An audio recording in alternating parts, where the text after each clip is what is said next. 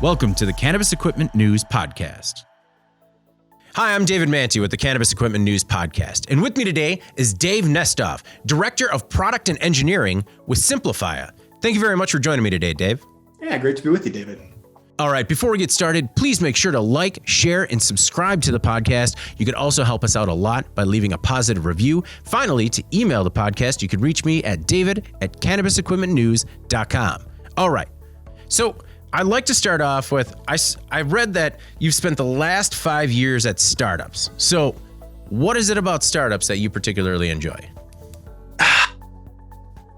The ability to do a lot of things, I think, is really the most common denominator. So I like to think of myself as kind of a Renaissance man, where I like design, I like the engineering side, I like the writing. I like and kind of have experience with all of it, just even before kind of joining Simplifya. And so the startup, especially the small ones, really do kind of allow you to have that handprint on so many different things, because they need you to have that handprint on so many different things. And so that's really been kind of the fun part for me, especially just as I've accrued kind of experience across different careers. Software engineering is probably my third one now, following teaching and journalism. So yeah, it's really that about startups that I really appreciate and really appeals to me. Okay. Wow, teaching and journalism first. I mean, it sounds like we were on a similar path. Yeah. Yeah, no, started off as a teacher, and it turned out that if I wound up in a school district that maybe wasn't as progressive, some of my philosophies weren't as well received. Absolutely. I could see that. So I didn't have a stateside teaching experience. I was over actually in South Korea for a couple of years doing it. English as a second language, which was its own kind of little building block in the experience. But yeah, absolutely. And I feel like, life's kind of just a process of eliminating the things that maybe aren't the best for you for one reason or another. And clearly we both find ourselves more in content / the technical realm of things, which kudos to us. So how did you find yourself in the cannabis industry? So my most recent kind of career change came after I went to Dev Bootcamp. I was working at a startup in Chicago called Ant, doing marketing, and then just kind of getting a taste of things like the database side of things and the front end side of things really made me rethink. I wanted to go into software engineering. So I did that. I went to Dev Bootcamp in Chicago. RIP. They're now defunct, but it was a great experience for me. And it just so happened that our COO currently, Rick Matsumoto, was very kind of well aware of what you get when you kind of go with engineer hires who are on a different career, that you get a different skill set than the computer science kids who are coming out of college. And so I was the pick there, and cannabis really appealed to me for what I know both about, the active THC side and the CBD side. Just a chance to, like education before, kind of do something that really had a positive impact. And it really does simplify it too, because I think compliance is really, we believe, the way that we're going to get to the industry, raising the bar, decreasing the stigma, and that's really where we need to go. What do you get with a developer that's had a previous career versus a developer that's just a computer science major coming out of school? Well, computer science major, you're going to get real good technical expertise, right? Gonna be able to write the clean code, hopefully, and with a little bit of training, but they'll take more to kind of that base. This is what a computer does. This is how the ones and zeros work.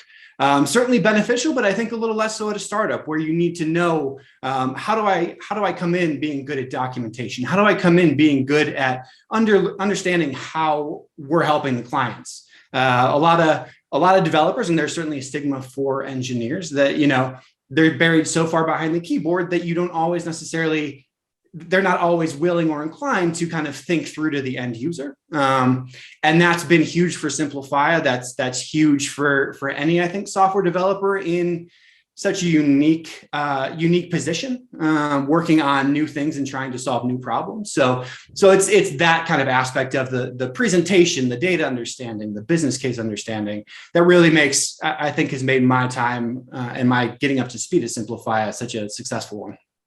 What is Simplifya? So Simplifya is a software as a service that really is going to help you as the cannabis operator, whether you're a cultivator, a manufacturer, or retail store. It's going to help you to make sure that you're doing things that are in compliance with both your own organization and the laws that you or the regulations you're adhering to. So state and local. We do that through 4 different kind of tools.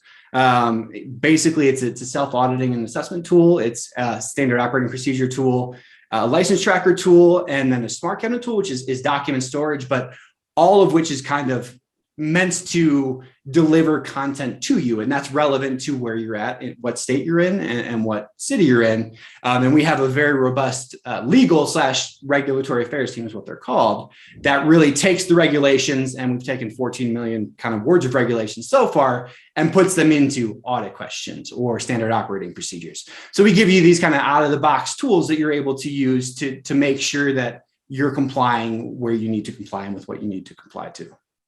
I think that's what I found most interesting when I was looking into it, is that it makes sure that you don't lose your license and you maintain your business sort of at, the best way possible. Yeah, exactly. And the best way possible is by documenting so many of the things that you have to do, right? That is a burden that I think cannabis has in cannabis operations that, is higher than most other industries. You've got to, that's what seed to sale is. And you've got to be able to show where things went and what you did. And Simplify helps you on kind of a deeper level and allows you to, as some of our clients have put it, kind of punch above your weight. So you can get more done with a 3-person compliance team and don't necessarily need to hire those other 2 people or 3 people, whether depending on whatever your compliance needs are based on your number of locations, the amount of states that you're in. It just allows kind of the compliance team to go farther with less. I come from a manufacturing background, and a lot of these legacy compliance teams are binders and they have their Bibles and a lot of it's paper. Talk a little bit about where is the cannabis industry right now when it comes to compliance, and, are they, can they kind of jump ahead of legacy manufacturers just because they're so new that they can kind of jump in at a better starting point? I think that is true in some cases. Where largely, by and large, the industry is compliance is, you can treat it as a luxury without necessarily getting bit. That's the case in some states, especially the more legacy ones. But if you're in the new states and you're coming in with the understanding that I'm going to do compliance right, you're going to have a leg up. Because you're going to be ready for when the regulators start making more frequent visits, or when you're ready to sell your company and you've got this backlog of the activities that you've done and how you've maintained compliance over the years. And you're just going to be in that much better shape to either profit or to really kind of rise above the rest of your competition whatever state you're in.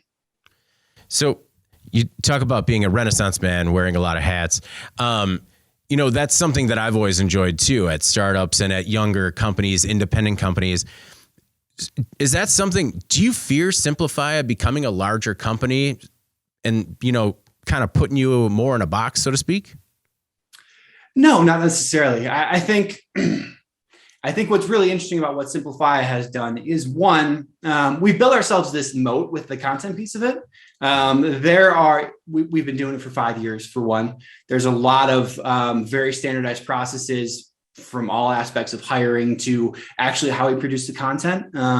So in that regard, I think it's pretty clear where the core value prop is for Simplifya. And I think that's where we scale in, we're going to expand in other states. We are going to be doing more local jurisdictions and providing the content where we need it. But really, the rest of the team, there's not too much to expand, so to speak. So maybe support builds a little bit here and there, maybe engineering builds a little bit here and there.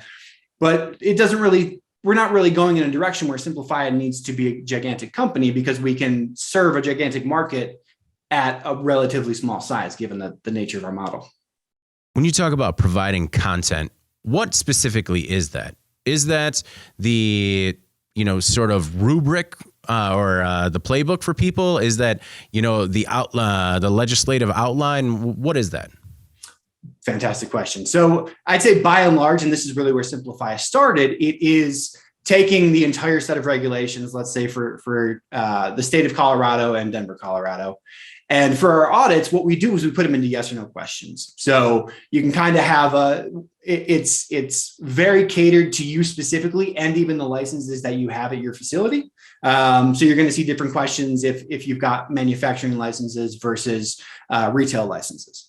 And within that, we've got sort of branching logic. So if you do a sort of activity, you'll see questions around it. If you don't, you won't see questions around it. So it's really specified to your specific licenses. And we actually bring it to yes or no questions at a 10th grade level. And within that, the tool allows you to do a lot of things like attach documentation, kind of manage a comment/note flow.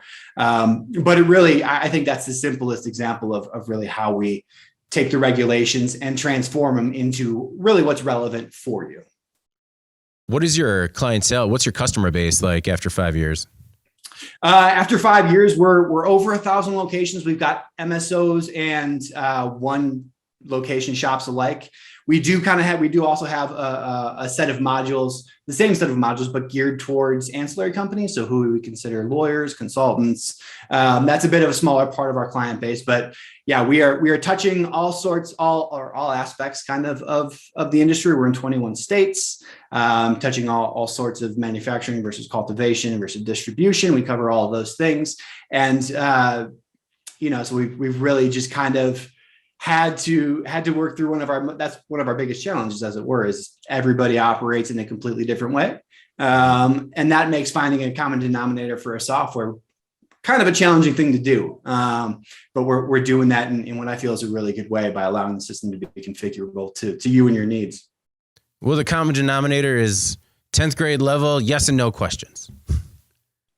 In one module, right? Yeah. So we got SOPs, which are, you're able to purchase packages where we'll provide you the list of cultivation SOPs that Illinois provide, or that Illinois would require, so to speak. Mm-hmm. You can buy those from us. You can download them into kind of your own account, customize them for yourself, assign them out to people, edit and version them as needed. For Smart Cabinet, our document storage, yeah, it's very similar, but we're telling you what files you need to upload and need to keep on for how long. And we're allowing you to kind of have the buckets or almost the digital binders that you mentioned before. Because that is really, I don't want to say we're trying to replicate that because we're trying to do it better, but that I think is a decent analogy to kind of enter with. Okay. What states are you working on content for now that aren't online yet? Oh gosh, that's a good question. And a great one for our COO and his team. I think we may have either just finished Utah or we're coming online in Utah. I know Utah and, I don't even want to speak to a few others. That is something that hopefully I can get you after the fact because there are a few, but I know we've got kind of we certainly have all of the states where they do med MREC. We're prioritizing some of the more med ones, and those who are coming online a little newer, kind of based on market size, of course, using the X's and O's there to determine what's going to make most sense. And we're also always kind of having to factor in, where are our current clients expanding to? Because we don't just by default cover Colorado Springs, Colorado, where we do cover that now. But in order to kind of enter into a new state, we're really kind of just going in with that state regulation content, but we have to prioritize, I want city A and city B, and based on our clientele and kind of where we see and what the market is even at the city level. So it's really, we're in the 21 states, like I said, and I do wish I knew what the next one was, but maybe Utah. Okay. Where is the industry when it comes to regulatory and operational compliance? It depends on who you're talking to. So it depends on whether you're talking to, I think, a large multi-state operator or whether you're talking to a mom and pop shop. We are definitely talking to a lot of and have a lot of multi-state operators on. And where it is heading, I think, is getting the right tool set. I think people are at the point where they're now looking for the right tool set to match a bunch of different functions at the company, right? So we are hearing for example, that QM is now an interesting kind of crossover for Simplifya, whereas we never really kind of thought about that side of the manufacturing realm, and had it always been more about the documentation aspect, the SOP versions and editing aspects. But so now people are starting to ask these questions of us, which I think shows more of a desire to see their tool set kind of either synced or maybe even trimmed down a little bit. So we are trying to find our way there, and really trying to find a way to be as useful to people outside the compliance department as possible. I think we're seeing a lot of crossover at the MSO level. For your smaller operators, we're still in very much an education game of why is compliance important to me? How do you help me to do something that I don't yet fully understand is kind of one of our sales challenges. And so it's a different game there. Tends to be shorter sales cycles, but at the same time, people are probably brushing off the idea of, people are still having confusion even on operational compliance compared to inventory compliance. We're still getting confused for POS systems when sometimes we reach out to people. So there's still, I think, there's still some clarity, and there's still a lot of blurred lines in what compliance actually means for cannabis, especially at the smaller level. How do the mom and pop shops use Simplifya? The biggest way that we've seen, and I think this is partially because it's our original legacy tool, but it's doing regular self audits so that you're able to kind of just benchmark yourself. And we're actually in the beginning stages of more of a heavy analytics feature to truly kind of bring home that promise. But they're doing a quarterly audit, so to speak, and looking at the things that are either most high risk for them in their evaluations, or just doing a full audit, which can be in the 500 to 700 question range. So it's nothing to sneeze at. But doing that kind of on a quarterly or every 6 months gives them that ability to benchmark. And I think most importantly, doing that when they come on lets them know upfront, this is what we're doing wrong. And hopefully they're in kind of just a downward trend where they're or a downward arc where they're seeing less and less non-compliance happen every time you're doing an audit. That I think is one of the most common cases. A lot of people also have an entry point through our license tracking tool. So not only do we allow you to kind of put in your licenses and any relevant information, whether it's renewal costs, the body who gave you the license, or any other notes or attachments that belong to it, which is a very common thing, kind of adding your license files. But we also kind of give you a pretty robust ability to get alerts and emails around your expirations. So I can have somebody in Simplifya or without, just by adding their email, I can give them the ability to get these license reminders so that nothing falls through the cracks, which is really kind of a huge benefit to License Tracker, but also really what Simplifya helps you do in general. In comparison, how are MSOs using Simplifya? MSOs are using a lot of different ways, honestly. So we're seeing a lot of variation between the way that they are delegating the work in Simplifya. We're seeing a lot of differences between the amount of users in Simplifya, but there's a couple kind of common paradigms that I think stick out. The first is you'll have somebody who's kind of a compliance or regional manager who's really assigning things out to people at the ground level, general managers or managers that sort of level, and saying, hey, do this audit. You're responsible for this on however long. I'm going to manage all the assignments. I'm going to go with you through the process because I'm a little bit more, they tend to be a little bit more of an expert on the actual regulations. So there's a training element even to it. And then it kind of just becomes this period, moving a period up where everything flows through the compliance, one or two people, but they're having kind of that on the ground work done by the management level. The second one is you'll kind of have that compliance team be a little bigger and probably taking care of everything by itself, which could mean, traveling around to actually do the audits and not necessarily delegating them. But they're doing that. They're managing SOPs in some cases, depending on kind of typically what type of facility you're working with, or what type of facilities you have. And then we have some folks who are kind of just using it on a license tracker / documentation basis. So having the licenses in the system, managing the hundreds in some cases.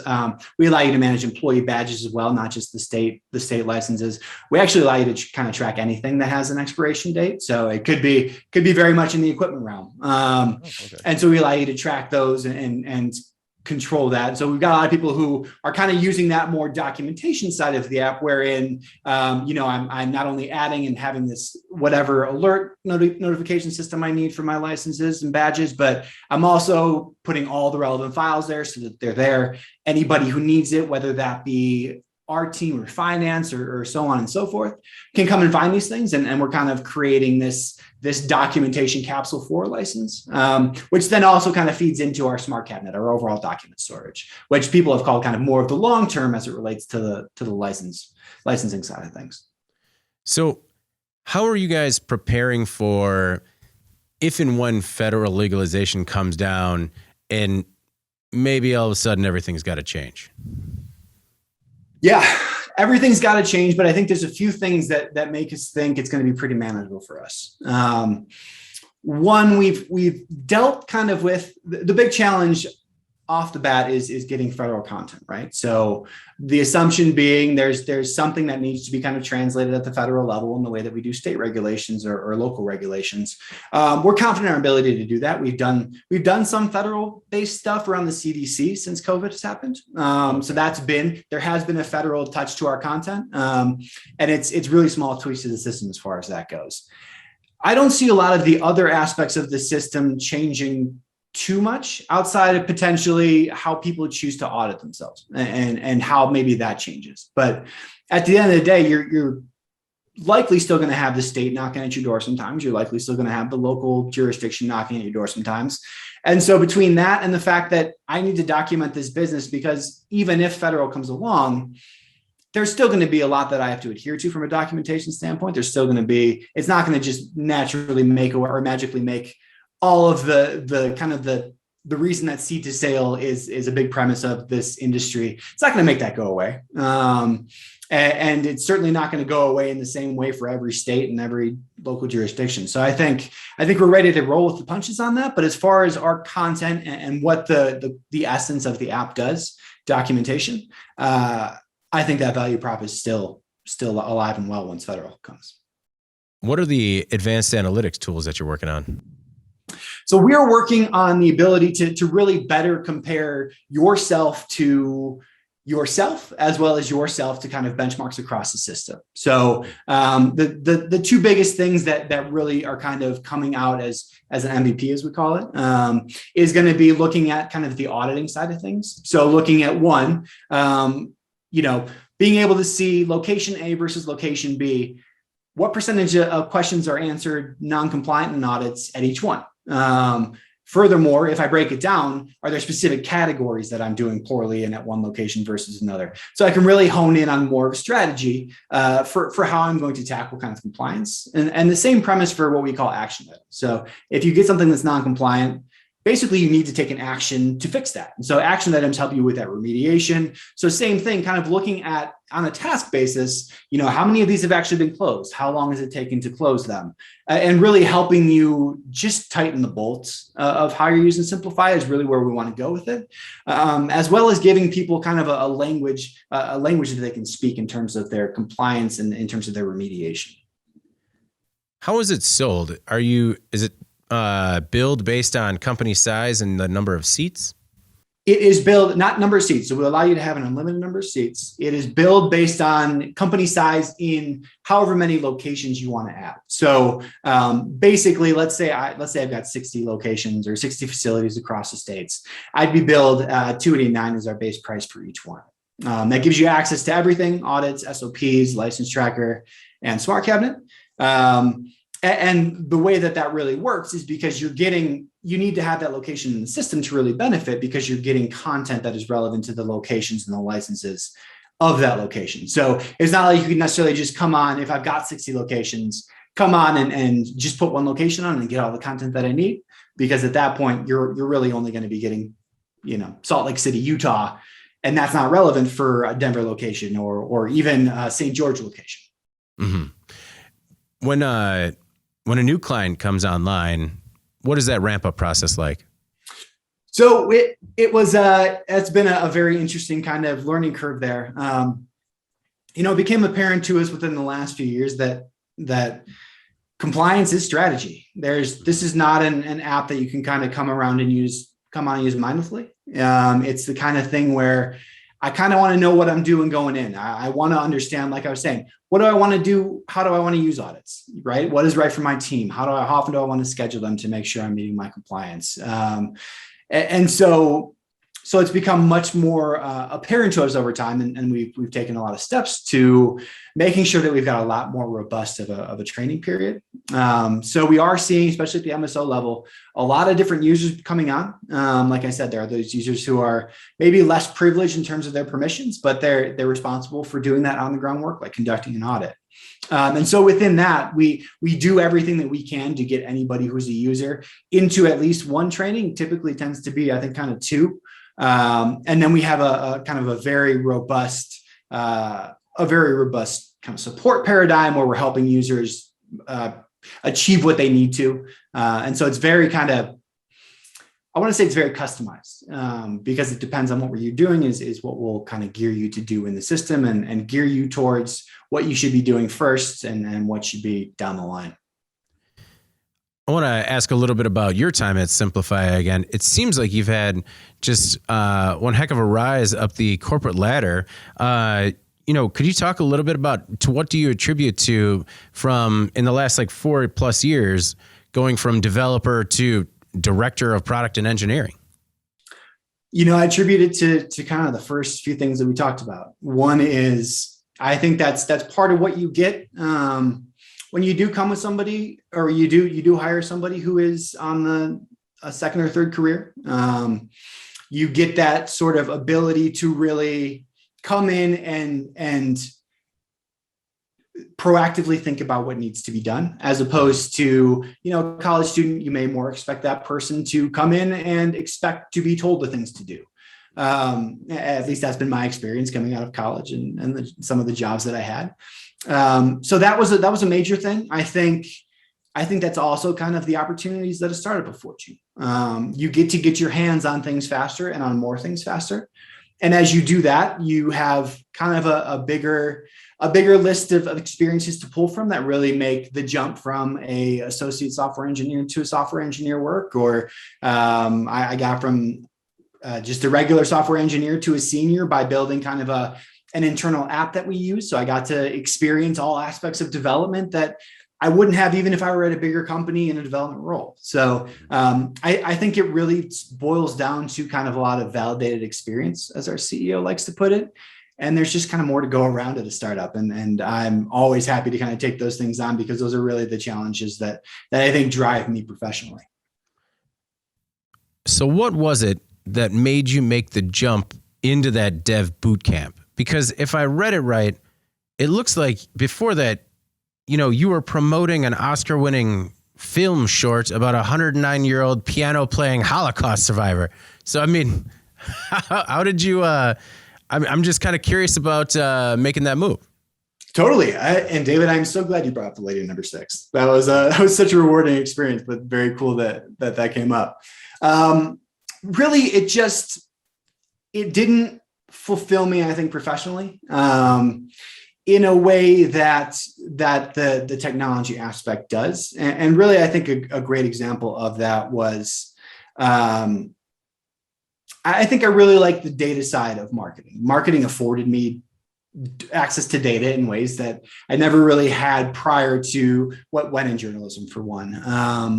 And it was kind of at a time when, data just kind of started snowballing into these are all the things you could do. And there's a lot more in the ether of the internet about, the possibilities of growth hacking and all of that sort of stuff was around that time.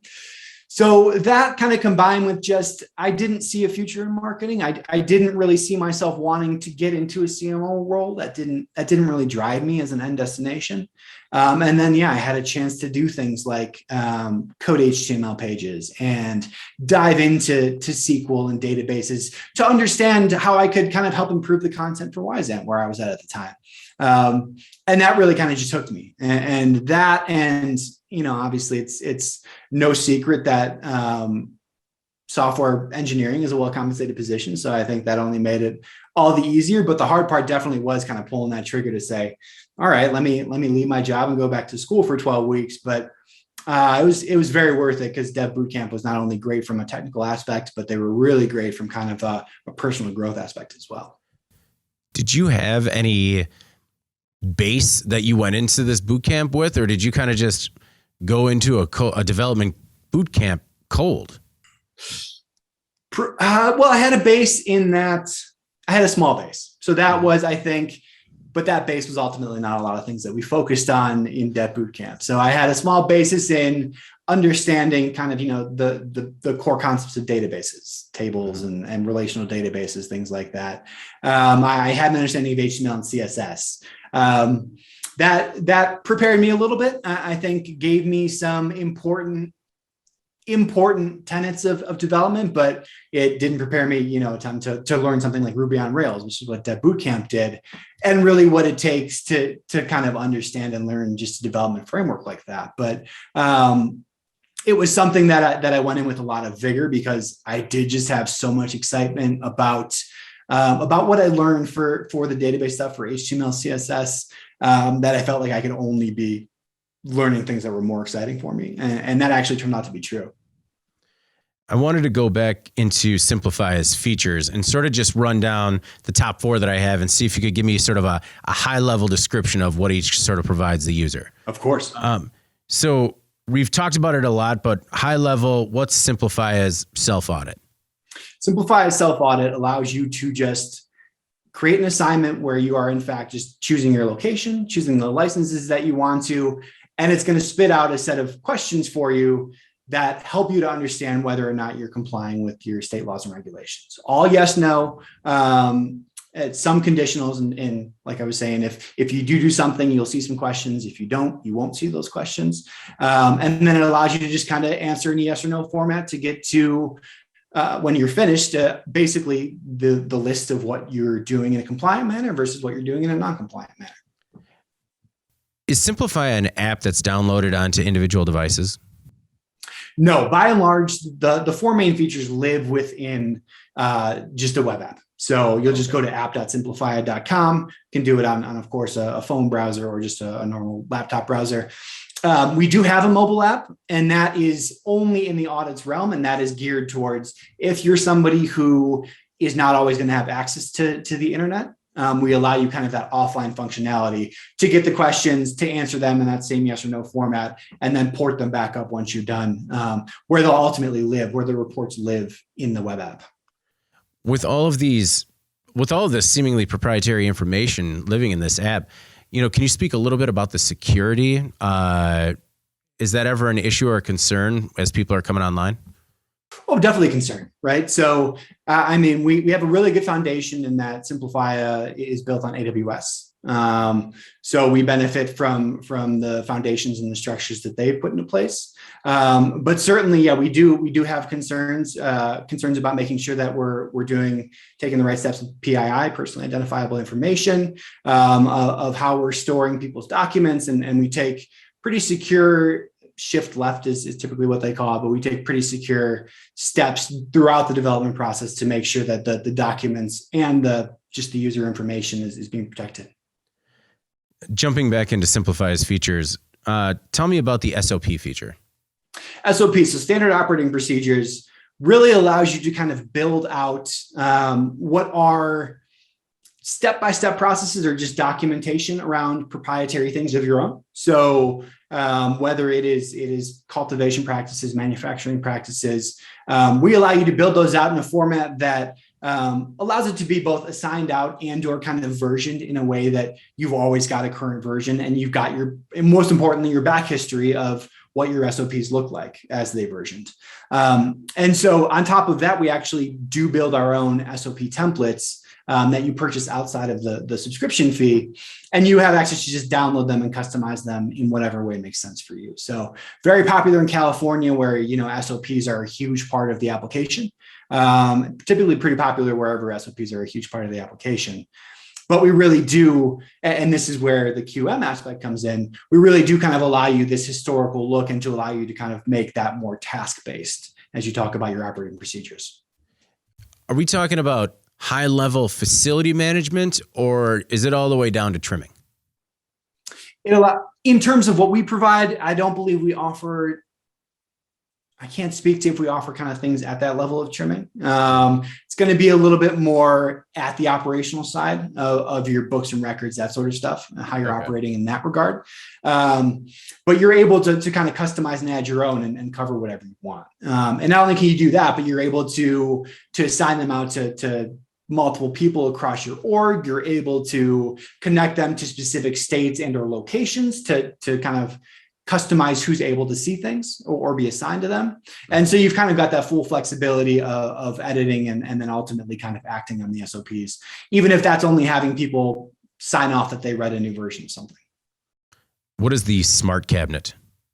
Smart cabinet is very much document storage, but it's built in a way that we provide you what we call, what are folders full of what we call documents. And these documents aren't a document in terms of a file, but this is a document that you need to be keeping to be compliant with law. So our classic example is a visitor log as a document. You're actually going to have maybe 12 visitor logs a year if you're doing it monthly.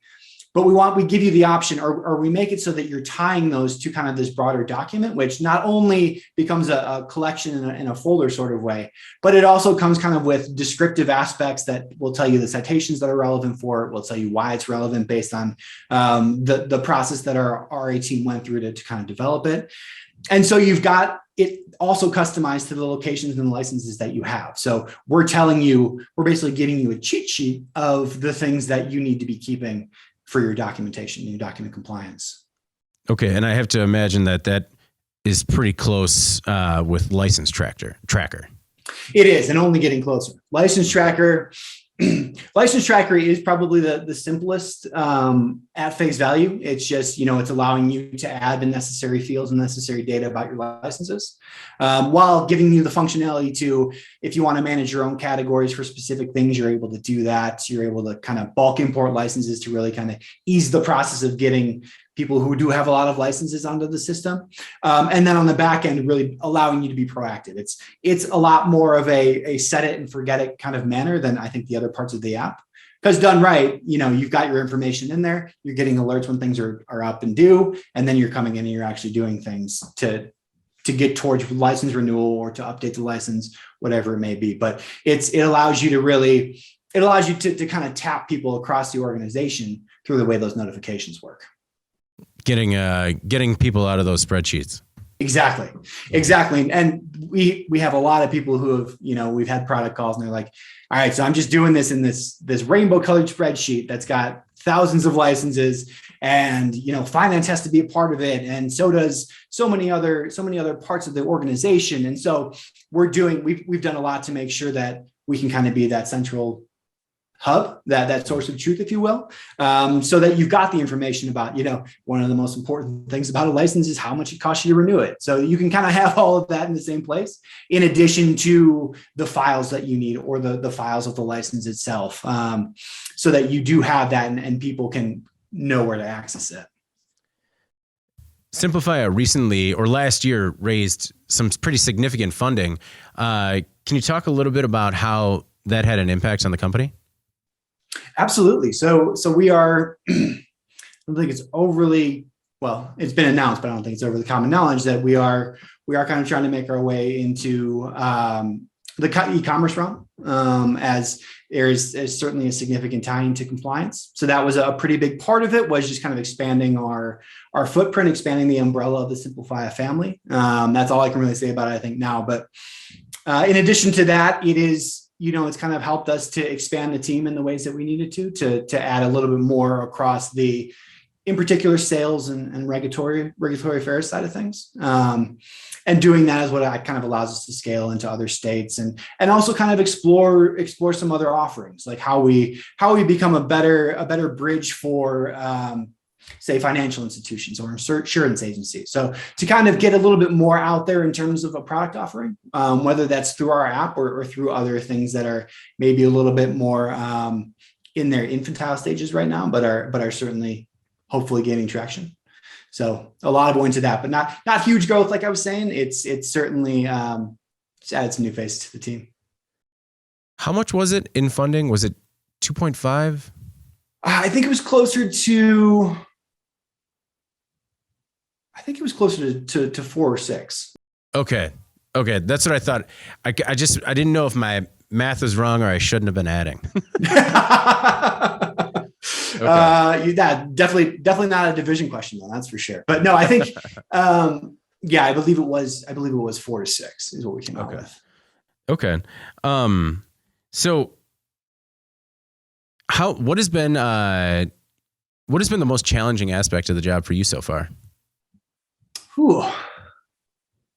I would say the most challenging really has been getting up to speed from the product aspect of things. Mm-hmm. We had a very awesome and interesting start where we worked with the Audit tool was built first and really kind of a couple of years before anything else. And it was through kind of the brainchild or working with Vicente Cederberg, Colorado law firm, worked on Amendment 64. They were doing a lot of audits at the time, and they were doing them analog with checklists, walking around facilities. So they were kind of the first ones to see that idea. But the flip side of that, right, is there wasn't a lot of customers to talk to about whether that was a customer facing kind of thing, as opposed to just something that an ancillary company like a lawyer would do.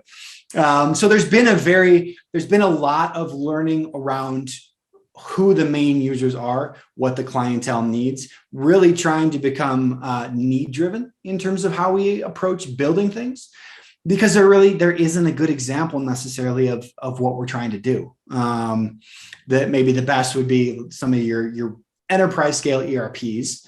But even that's not apples to apples. And there really isn't an apples to apples in terms of how you serve cannabis operators, big and small. So that was certainly, I think, one of the hardest parts. And then kind of really understanding, and once we were able to really kind of create a culture where feedback is so important and our clients understand it, we've kind of put our money where our mouth is in building things that they've given us feedback on. It just kind of boils down, or it came down to, that understanding who we needed to talk to about what, and that, as our old product manager used to say, the only similarity between McDonald's and a diner is that they serve hamburgers, right? But everything else is significantly different. And that's kind of how we've come to have to understand the teams that are using Simplifya. Everybody's got a little bit different flavor of how they're doing it. And to be fair, from big to small, even a little bit different flavor of how they approach technology in general, how they approach softwares and using softwares. So we've really, like I said, had to come for that lowest common denominator. And it's been a big challenge, but it's been one that we've made a lot of headway on in recent years. What are your predictions and expectations for Simplifya in the near term, like the next 1 to 5 years? Next 1 to 5 years, we are going to 100% become a lot better of an analytics tool that allows you to outside the box out of the box, allows you to really understand exactly where we're going to fit into and help you to get where you need to go. Basically, that looks like for us helping you see that you need a smaller team than you would have otherwise. So that's a huge thing. And then I think where we're really trending is becoming a tool that really is a lot smarter in the ways that the different modules work together, and allowing you to really kind of point all of the different activities that you're doing towards the specific goals of cannabis compliance, which at the moment there's kind of 2 major silos for this compliance. And one is licensing renewal, the other is inspection readiness. So really honing in on what both of those 2 mean in a super, super hyper kind of way, as opposed to, we allow you to have this fundamental strategy where you're collecting your data and you're documenting things, but really acting more on the ground for those two specific use cases, which are the biggest ones we hear, especially from our MSOs. What are your predictions for the cannabis industry? Any thoughts on next states to come online, or when it might go federal? Oh, should be talking to our VP of partnerships about that. She's always the one taking me down those directions. I think, I think as much as we'll see that, we'll see federal pretty soon. I think we're hearing a lot of interesting rumblings. I think a lot of the tells are coming from banking, where we're really starting to loosen up to the idea that, there should be fair banking for cannabis. And that's clearly one of the biggest hurdles that people have right now, because if there's potential stipulations on you banking, a bank may not want to take that chance. So once that kind of opens up, I think that becomes a very interesting conversation. There's still a lot of interest, or we've heard a lot of interest in kind of Simplifya as it relates to hemp and CBD. Okay. But the content does make that kind of a different lift, because we do have the content aspects. Very interesting for sure. But yeah, I think that's kind of where we're certainly heading, as we really, really hone in on what people are needing in the long term, especially the MSOs and the larger client crowd. Well, I wanted to thank you for not having a fake background, but as a result, I have to ask, what's with the guitars and the banjo? I'm a musician, like I said, Renaissance man. So I love, I have a passion for writing. That's what led me to journalism originally. I've been in a number of bands over the years, now kind of doing a thing with my fiance, soon to be wife in less than a month. But so, yeah, it's all about, I love writing the music. I love the prose, in terms of PROSE, as well as, my Renaissance man goes into design, goes into technology. So I try to mean it when I say I'm a Renaissance man, but yeah, that's my take. Are you a musician yourself? I'm not. I feel like I'm surrounded by them, but I just, I'm surrounded by a lot of artistic and musical types, and I'm just the word guy. Well, you are in Madison, Wisconsin, so that makes total sense. Very good. Well, also, congratulations. Did you have to push back the wedding because of the pandemic, or are you just pushing through? We did. So we actually got engaged at the end of 2018. So it's going to be about close to 3 years for us. But yeah, we had to kind of do what everybody else did. And it worked out, because I think we ended up with an even smaller kind of guest list than we would have otherwise, which is really just going to be fun for us, because it's all we ever really wanted was just a party with family and friends and celebrate in that way. So we're really looking forward to it. No, I completely get that. When everyone was talking about going smaller, I'm like, but I want to drink with everybody. Yeah, absolutely. That is exactly, that's our philosophy. And so it worked out for us. We're lucky, and we're going to get married in a beautiful spot. And we're really just aching for these last, I guess, what is it? Maybe 20 days to just be gone and to be at the day. Oh yeah. Is there anywhere people could check out your music? Not at the moment. Okay. Maybe I'll give you a link when I have a chance to think about it. Nothing ever really kind of put out professionally, so to speak, professionally mixed at least. But I'll get back to you on that. Appreciate you asking. The one other thing I was curious about is I saw that you're a fan of Northern Ohio sports teams, and I just don't know how you do it to yourself. I mean, everybody's talking about the Cleveland Browns in the Super Bowl this year. I'll tell you what, though, it has always helped. I was an Ohio State grad, as I'm sure you uncovered. It's always helped having the Buckeye football team. They kind of soften the blow. So we've got a couple of championships in my lifetime. But yeah, I'm not going to lie. It was exhilarating when LeBron came back and we won in 2016. But the Browns in my lifetime have never really had anything to offer. So you can imagine how exciting this year and last year are. Well, we have one of my colleagues is the same fan of all the same teams. And he was curious, who drives you more insane? Is it the name Francisco Lindor or Johnny Manziel? It's Lindor for sure. He heard it. He stuck around. He's fantastic. Now he's frustrating the Mets, which I'm really happy about. So hopefully your colleague is as well. But yeah, it's another in a long history of not paying our stars. I don't know if it's poor money management or just not wanting to put the money into the team that some other small markets do. But it goes back to Jim Thome. It goes back to Manny Ramirez. We found ourselves letting go of and even trading Cy Young players at probably an unprecedented clip in my 30 years of fandom. So I totally relate. And he asks a great question. Manziel, I was just able to forget easier. Very good. Well, thank you so much for taking the time today, Dave. It really was a pleasure. Yeah, totally a pleasure, David. Thank you so much for having me on. Thanks again, Dave. I really do appreciate it. Before we get out of here, please make sure to like, share, or subscribe to the podcast. You can also help us out a lot by doing a positive review on whatever podcast platform you use. Finally, if you want to reach me or email the podcast, just email david@cannabisequipmentnews.com with email the podcast in the subject line. All right, for Dave Nestoff, I'm David Manti, and this is the Cannabis Equipment News Podcast. We'll see you next week. Thank you for listening to the Cannabis Equipment News Podcast.